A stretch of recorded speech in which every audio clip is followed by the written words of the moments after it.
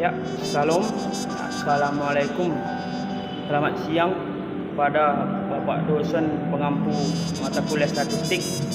Di sini saya Joyananda Beheri Ginting ingin melaksanakan UTS statistik. Pertama yaitu pengertian dasar dalam statistika.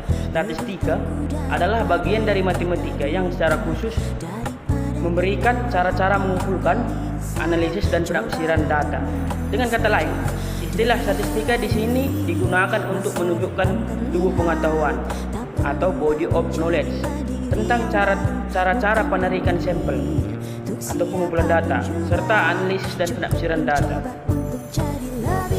Gaspers pada tahun 1909 juga menyatakan bahwa statistika adalah ilmu pengetahuan yang berhubungan dengan cara-cara pengumpulan data, pengolahan data serta penganalisannya, penarikan kesimpulan serta pembuatan keputusan yang cukup beralasan berdasarkan fakta yang ada. Dan Sumantri pada tahun 2006 juga menyatakan hal yang sama, bahwa statistika dapat diartikan sebagai ilmu pengetahuan yang mempelajari tentang bagaimana cara mengumpulkan, mengolah, menganalisis dan menginterpretasikan data sehingga dapat disajikan lebih baik. Jadi, statistika adalah ilmu pengetahuan yang mempelajari tentang cara dan aturan pengumpulan, pengolahan, penganalisisan, penarikan kesimpulan dan pengambilan keputusan berdasarkan data analisis yang dilakukan. Kedua adalah pengertian populasi dan sampel. Populasi adalah keseluruhan dari subjek penelitian. Nilai yang dihitung dan diperoleh dari populasi ini disebut dengan parameter. Populasi seperti sebuah organisme, sedangkan sampel adalah sebagian dari populasi tersebut. Sampel adalah bagian dari populasi yang memiliki karakteristik mirip dengan populasi itu sendiri. Sampel disebut juga contoh. Nilai hitungan yang diperoleh dari sampel inilah yang disebut dengan statistik. Sampel adalah organ. Sampel adalah bagian yang tidak terpisahkan dari populasi, dan sampel dalam hal ini haruslah dapat mewakili karakteristik dari keseluruhan populasi. Ketiga adalah cara pengambilan sampel, teknik pengambilan sampel.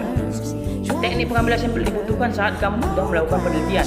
Teknik pengambilan sampel berhubungan erat dengan populasi atau sampel yang menjadi bagian penting dari sebuah penelitian. Dengan penentuan jenis objek penelitian ini, penelitian bisa menentukan metode penelitian yang lebih sesuai dengan kondisi dan kebutuhan.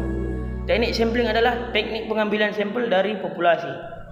Sampel yang merupakan sebagian dari populasi tersebut kemudian diteliti dan hasil penelitian atau kesimpulannya kemudian dikenakan pada populasi.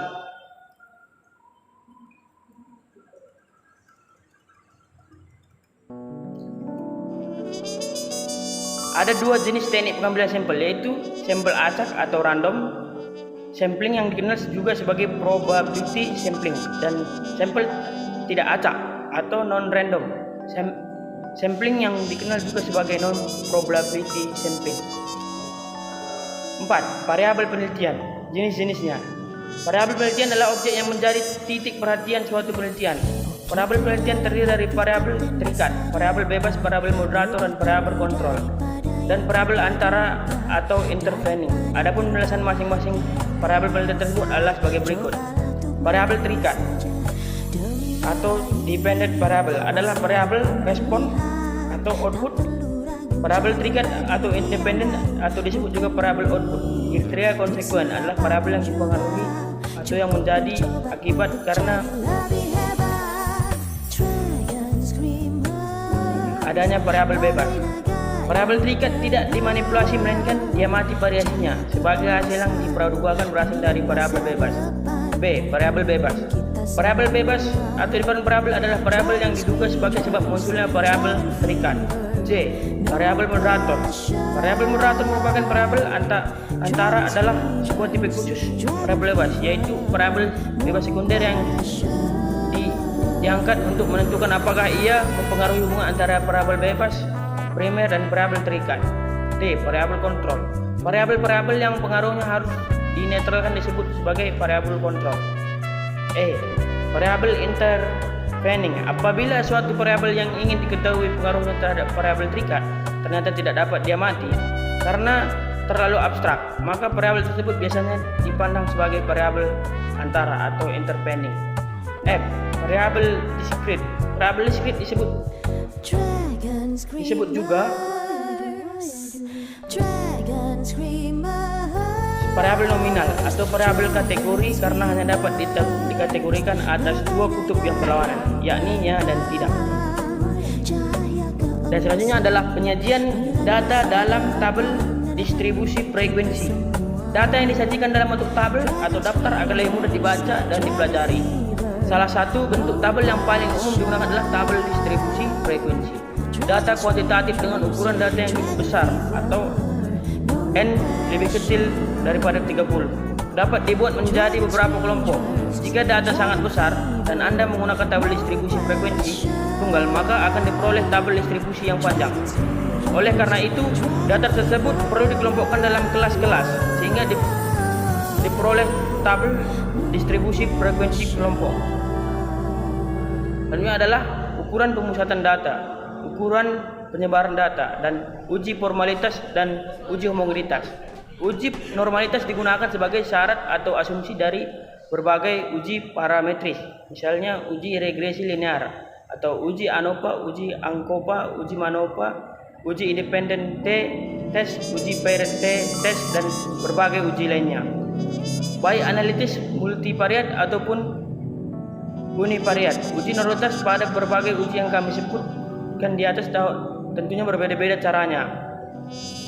9. Uji reliabilitas dan uji berbeda. Uji reliabilitas digunakan untuk menguji apakah instrumen yang digunakan reliable apabila terdapat kesamaan data dalam waktu yang berbeda. Teknik pengujian reliabilitas ini menggunakan teknik analisis yang sudah dikembangkan oleh Alpha Kronbach. Uji hipotesis atau uji T. Untuk menguji hipotesis, yaitu pengaruh antara variabel bebas terhadap variabel terikat, maka dilakukan uji T terhadap signifikansi dua arah pada sederajat. Ya, demikianlah paparan saya mengenai statistika untuk memenuhi ujian tengah semester saya. Kali ini yang saya dapat sampaikan. Saya pamit undur diri. Wassalamualaikum warahmatullahi wabarakatuh. Shalom.